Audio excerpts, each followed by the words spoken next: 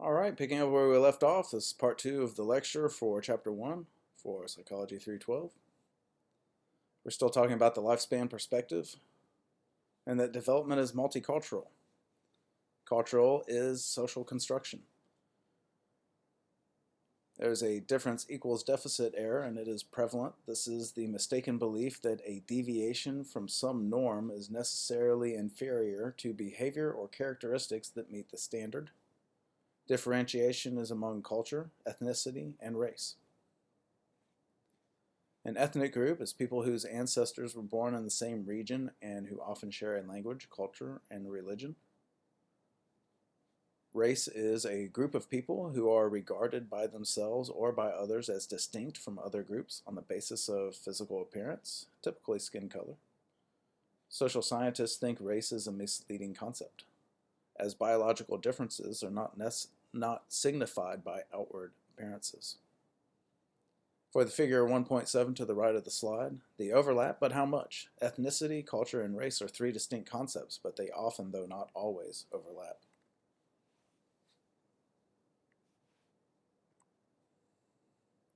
Development is multidisciplinary.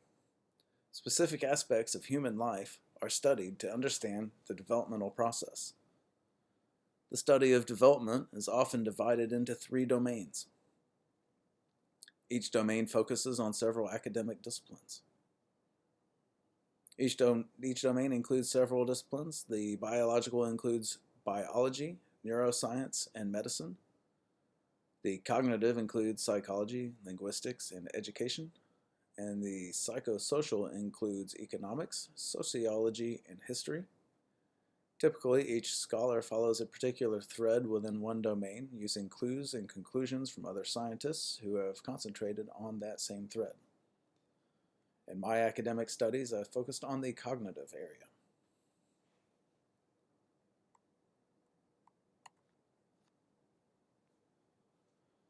All right, now we're going to talk about each of the domains of human development. The first is biosocial development. This includes all of the growth and change that occurs in a person's body and the genetic, nutritional, and health factors that affect that growth and change. This also includes motor skills, which is everything from grasping a rattle to driving a car, and are also part of the biosocial domain. In this book, the domain is called biosocial rather than physical or biological.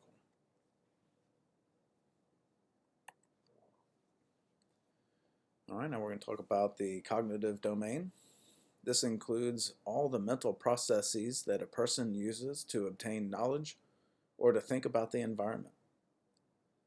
Cognitive encompasses perception, imagination, judgment, memory, and language. The processes people use to think, decide, and learn. Education, both the formal curriculum in schools and the informal learning of everyday life, is a part of this domain.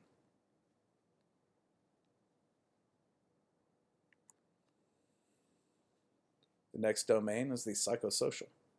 This includes development of emotions, temperament, and social skills. Family, friends, the community, the culture, and the larger society are particularly central to the psychosocial domain. For example, cultural differences in appropriate sex roles, roles of mother or father, or in family structures are a part of this domain.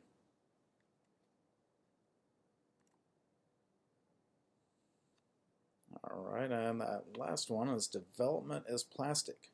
Remember, plastic just means changeable. Any human behavior has multiple causes, and plasticity is possible, especially in the early years, but it is also lifelong. When the brain is very young, it's much more plastic than when it is very old.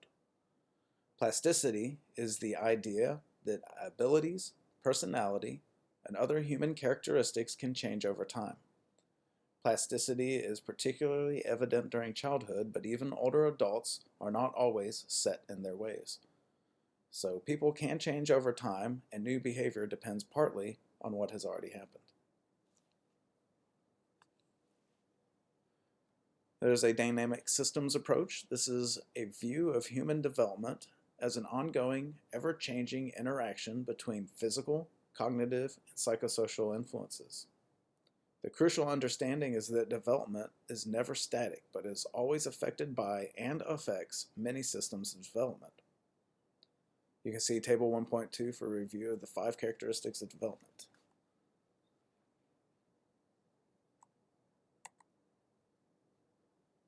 Designing science.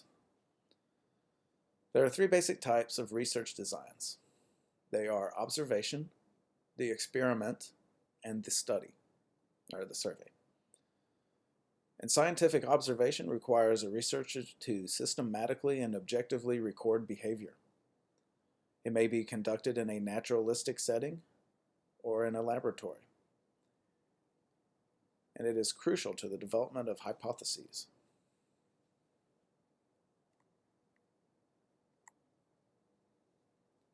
Using scientific methods.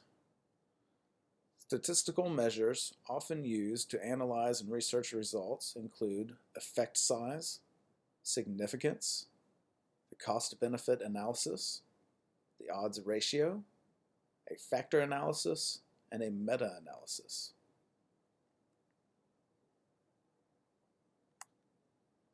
We'll go into more detail here. First one we mentioned was effect size.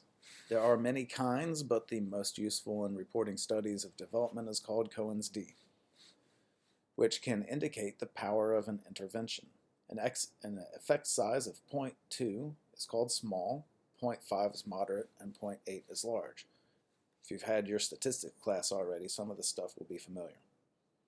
Next up was significance. It indicates whether the results might have occurred by chance.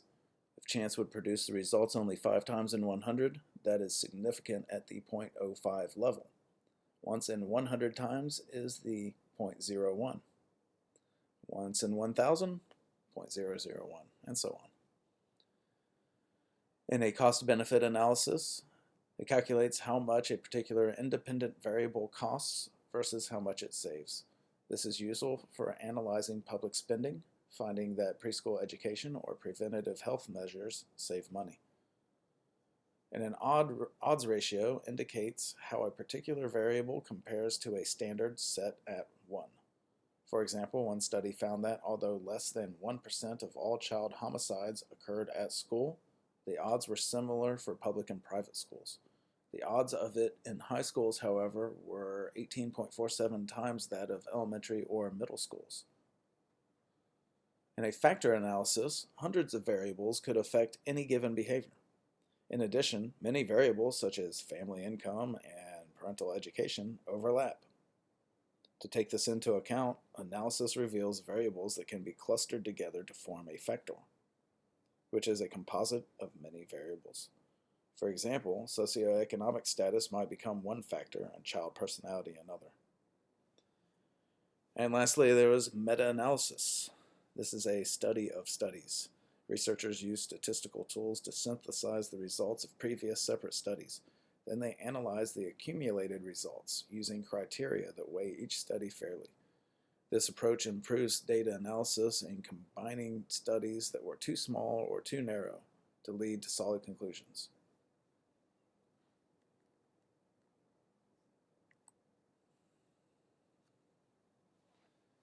All right, next up we're going to talk about the experiment. It establishes causal relationships among variables, whereas a correlation does not establish a causal relationship. Variables in an experiment include the independent variable. This is the variable that is introduced to see what effect it has on the dependent variable. The dependent variable is the variable that may change as a result of whatever new condition or situation the experimenter adds. Experiments involve groups. One group is referred to as the experimental group. This is the group that gets the particular treatment or intervention, the independent variable. Then there is a comparison group, which is commonly referred to as the control group. This group does not get the treatment or intervention. Then you are able to compare the results of the groups.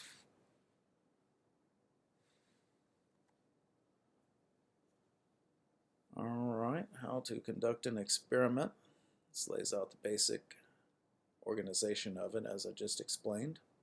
You see the experimental group and the control group. One receiving the treatment, one does not. Scientific journals reject reports of experiments that were not rigorous in method or analysis. The basic sequence diagrammed here applies to all experiments. Many additional features, especially the statistical measures listed in the above table, and various ways of reducing experimenter bias affect whether publication of the results will occur.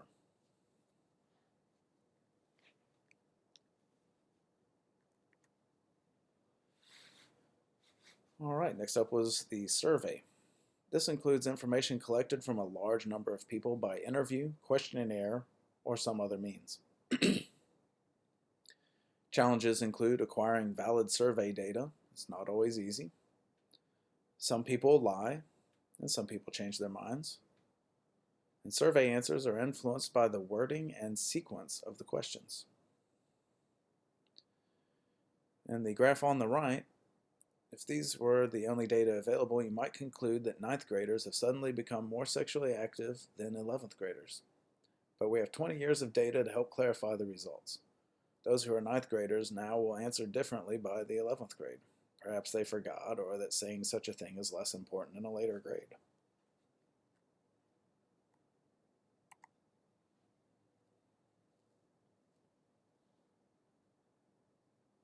All right, in studying development, or basic research designs, there are cross-sectional research. This is groups of people of one age that are compared with people of another age.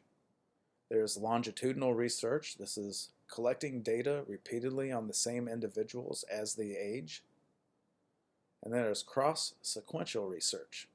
This is the study of several groups of people of different ages, a cross-sectional approach, and then follow them over the years, a longitudinal approach that combines the two.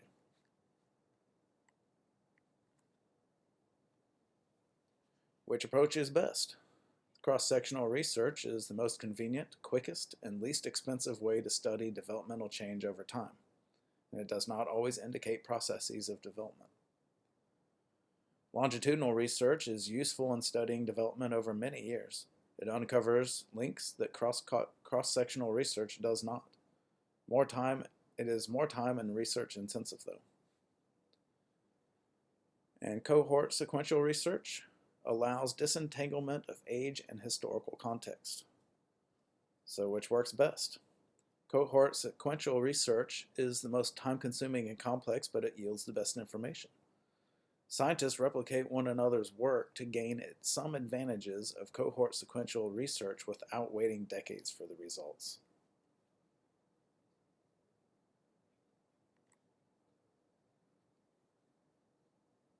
All right, cautions and challenges from science. I just mentioned it a slide or two ago. Correlation and causation.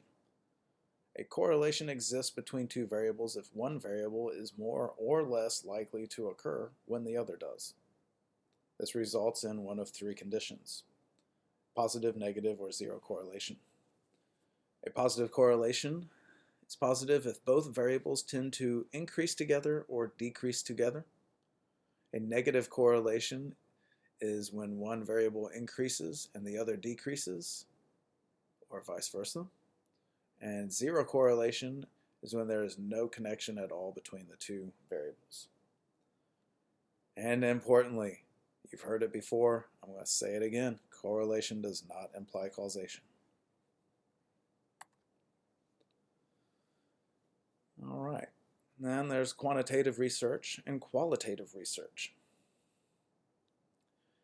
Quantitative research provides data that is numerical and is best to compare children in different contexts and cultures. It is easier to replicate, interpret, and verify, and can be expressed with numbers such as ranks or scales. Qualitative research, however, best captures the nuance of individual lives. It reports information without being quantified. It often provides descriptions of particular conditions and participants' expressed ideas. It cannot be reduced to numbers.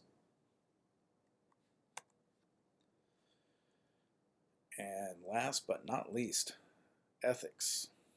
Each academic discipline and professional society involved in the study of human development has a code of ethics. It's important to do the right thing and not harm people in the process.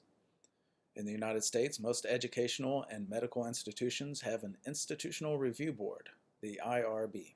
EKU has one, and I had to get my experiment cleared with it when I got my master's degree.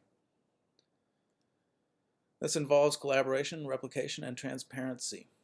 They are all essential ethical safeguards. These boards review each study that comes before them to make sure that they're not going to harm the participants in any way. Ethical safeguards. Protection of research participants. This is the most important safeguard and ensures no harm occurs. Participants must understand and agree to research procedures before they become a part of the experiment. This is referred to as informed consent. There's also the integrity of the scientific study. The methods and conclusions must promote accuracy, honesty, and truthfulness. A very important aspect to the experiment, as I mentioned, is informed consent. The participant must understand the research participants and any risks involved. And this concludes the lecture for Chapter 1. Thanks for listening.